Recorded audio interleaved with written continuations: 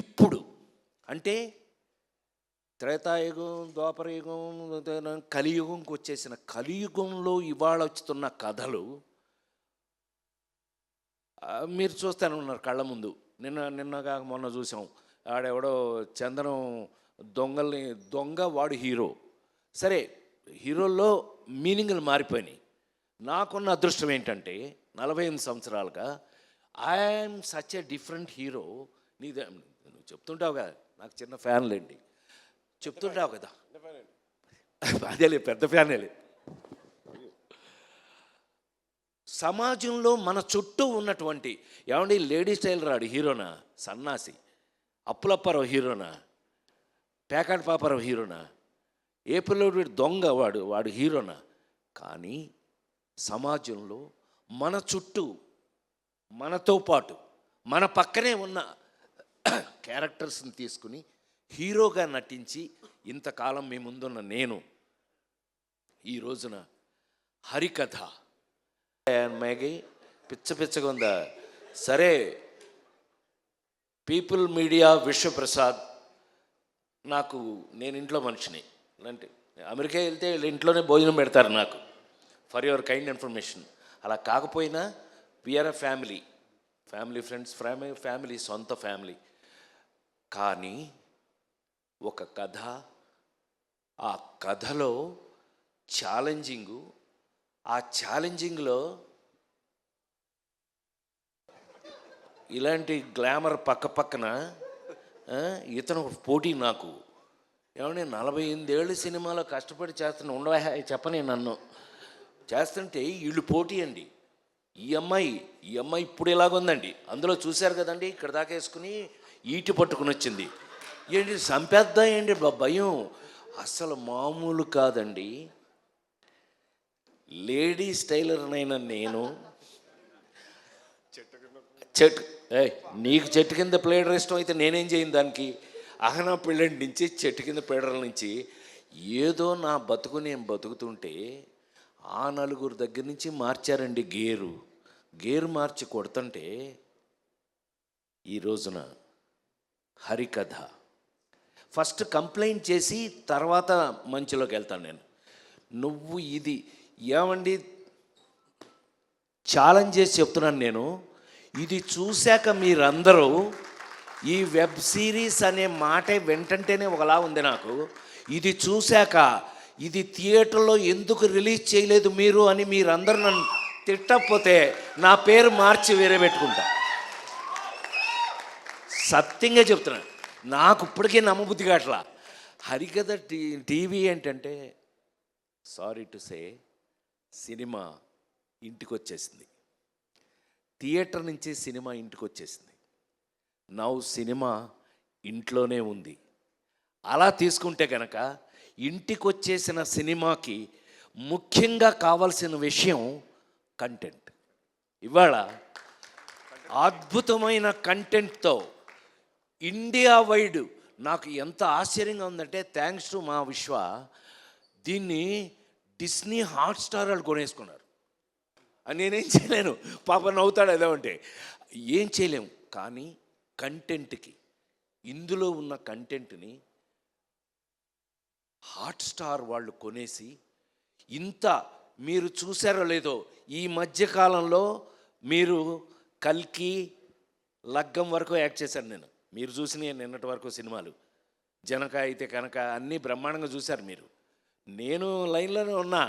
కానీ నన్ను ఏమండి, ఆ చిరంజీవి కూతురు మేల్కొండ ఉండకుండా సేనాపతి అని ఒక సినిమా తీసి ఇండియాలోనే బాంబేలో ఫంక్షన్ చేశారు, బెస్ట్ పెర్ఫార్మర్ ఆఫ్ ద.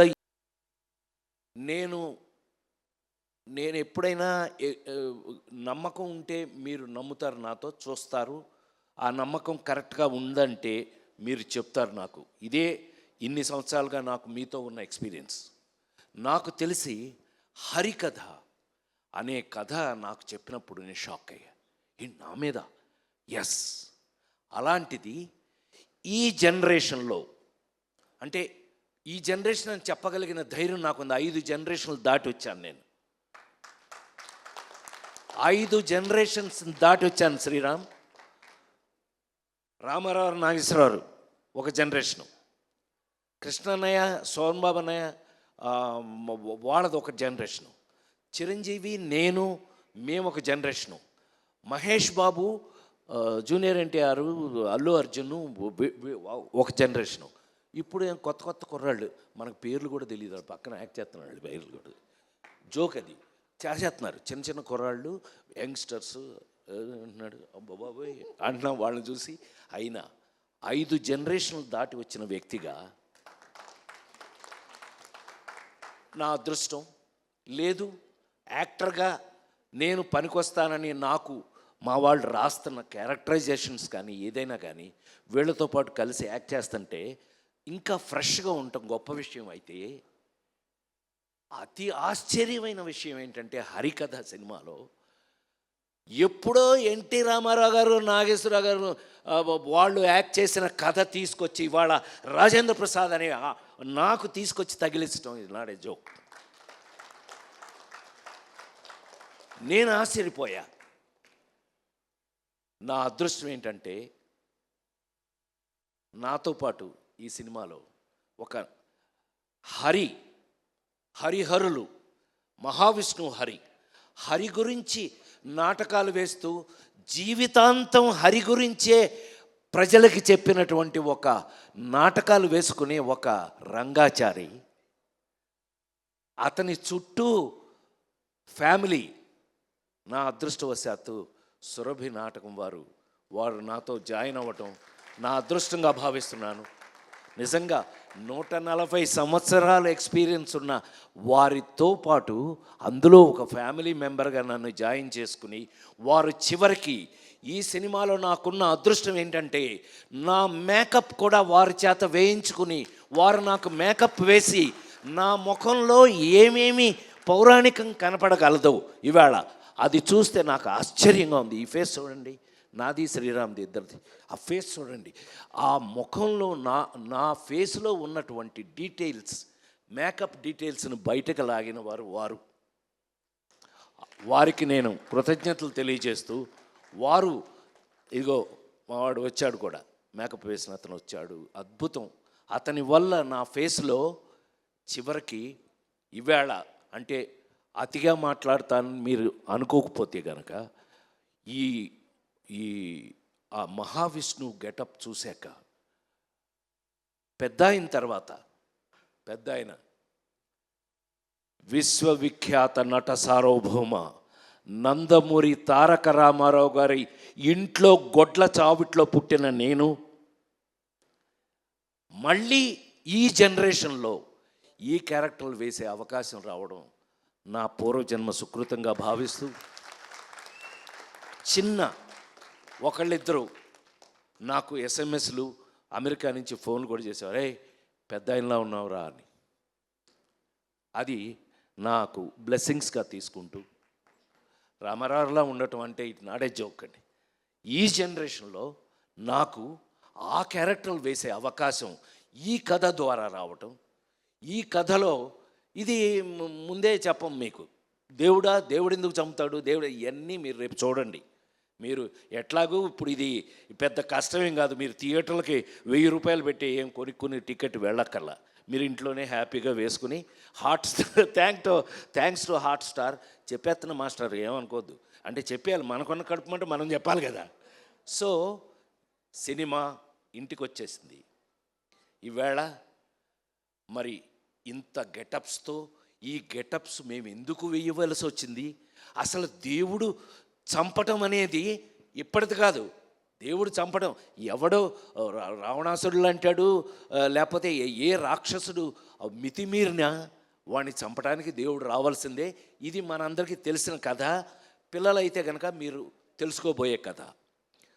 దేవుడు వచ్చి చంపటం ఇందులో ఇవాళ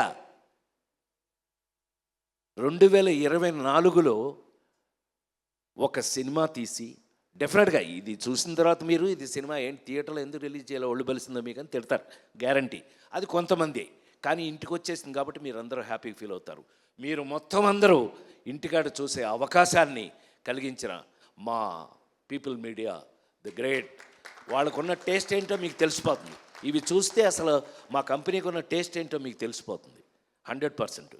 డెఫినెట్గా ఇలాంటి ఇంకెన్నో అద్భుతాలు నువ్వు ఇదే టేస్ట్ తోటి, నీకున్న టేస్ట్ నాకు తెలుసు కాబట్టి చెప్తున్నా, ఇలాంటి అద్భుతాలు ఇంకెన్నో చేయాలని, ఇది చేసినప్పుడు నిజంగా వచ్చిన అవకాశాన్ని మేము సద్వినియోగం చేసుకున్నామా లేదా, మ్యాగీ దీన్ని ఎంత అద్భుతంగా తీశాడా లేదా, వీళ్ళందరూ ఎలా నాతో యాక్ట్ చేసిన వాళ్ళందరూ కూడా వాళ్ళు నాకున్న అదృష్టం ఏంటంటే మా శ్రీరామ్తో సహా కూడా చేసేటప్పుడు, వర్క్ చేసేటప్పుడు నాకు అదొక గొప్ప గౌరవం దొరికింది ఈ సినిమాలో. వాళ్ళకి నేను థ్యాంక్స్ చెప్పాలి, హృదయపూర్వకమైన థ్యాంక్స్ చెప్పాలి. ఎందుకనంటే వాళ్ళు చేసేటప్పుడు నాకున్న సీనియారిటీ, అంటే వాళ్ళకంటే కొంచెం ఎక్కువ కాలం పనిచేశాను కదా, నేను 45 సంవత్సరాలు నేను పనిచేశాను అని అంటే మాస్టర్ దగ్గర నుంచి వీళ్ళందరూ కూడా, మరి ముఖ్యంగా మా డిఓపి, ఆయన మాకు మెస్మరైజ్ చేశాడు, మమ్మల్ని మ్యాజిక్ చేశాడు. మేము చూస్తుంటే ఇలా అనిపించేది కాదు, కానీ షార్టు అదృష్టం ఏంటంటే అప్పుడు నేను హీరోగా యాక్ట్ చేసేటప్పుడు లేదు, అది ఇప్పుడు మానిటర్లు కదా, తీగానే వెళ్ళి చూడటం వెంటనే, నాకు అది బోరింగ్, అది వేరే విషయం, బట్ తీగానే mesmerize. Thank you sir Vijay, thank you so much. ఇది అంటే కొంచెం ఎక్కువ మాట్లాడానేమో ఇవాళ, అయినా 100% నేను గుండె మీద చేసుకుని 48 సంవత్సరాలు ఇంకా బాగా పనిచేస్తాను, నేను ఇంకా చాలా కాలం పనిచేస్తాను, మీరు భరించాలి, నన్ను తప్పదు. ఇలాంటి క్యారెక్టర్లు రాసేస్తుంటే మరి ఏం చేస్తామండి. ఇది చూశాక నన్ను మీరు డెఫినెట్గా మీ మనసులో మా రచయిత చెప్పినట్టుగా నేను కొంతకాలం మనసులో ఉండిపోతాను. అది వాళ్ళకి కృతజ్ఞతలు తెలియజేస్తూ, మ్యూజిక్ వారికి కానీ అందరికీ కృతజ్ఞతలు తెలియజేస్తూ, ప్రతి వాళ్ళు హరికథలో జరిగిన సంథింగ్ స్పెషల్ ఏంటంటే శ్రీరామ్తో సహా వీళ్ళందరూ కూడా యాక్ట్ చేసిన వాళ్ళ క్యారెక్టర్స్లో వాళ్ళు ఈ కథని ఈ పర్టికులర్గా తీసిన ఈ వెబ్ సిరీస్ని ప్రేమించి చేశారు. They loved it. వాళ్ళు ఎంత ప్రేమించి చేశారో, ఇదిగో మా ఎంఎస్ నారాయణ కూతురు, ఏమైనా నీ సంగతి చెప్పలేదనుకున్నా, సంపెత్త నిన్ను మీ నానే మోసం చేసిపోయాడు మమ్మల్ని, కూర్చో పాప, మా పిల్ల ఇదంతా ప్రాజెక్ట్ని దగ్గరుండి అన్నీ చాలా ఇంట్రెస్టింగ్గా చేసింది. All the best for you. జీవితంలో నువ్వు ఎంతో ముందుకు వెళ్ళాలి, ఇంకా ఎన్నో గొప్ప విషయాలు చేయాలి. ఎందుకంటే మా విశ్వాలాంటి వాళ్ళు ఒక బాధ్యత ఇచ్చారు అంటే అది డెఫినెట్గా మీరు అందరు చేశాను. ఆల్ ద బెస్ట్, కూర్చో.